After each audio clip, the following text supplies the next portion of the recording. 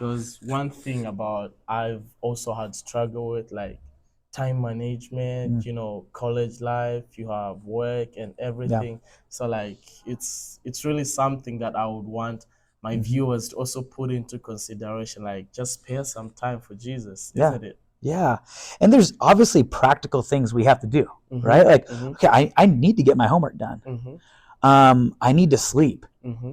And so sometimes doing practical things like making a schedule, Mm-hmm. sometimes like I think of it like a jar. And we have all these things that we need to do, and we have these big rocks, we have these little rocks, we have these medium-sized rocks. Mm-hmm. And sometimes we just fill up this jar, we put in some big rocks, we put in some little rocks, some medium rocks, Mm-hmm. and we feel like I can't get any more. And there's all these to-dos we have left. Yeah.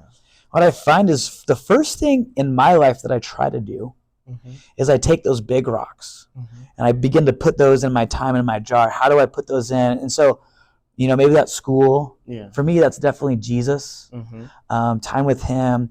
I have a family. That's time with my family, right? Mm-hmm. And I begin to put those things in there. Wow. And then I take those medium rocks, right? And when you take the medium rocks and you begin to shake those around, they kind of like go through the cracks, right? Mm-hmm. And they make their way into your time, right? Mm-hmm. Into your life.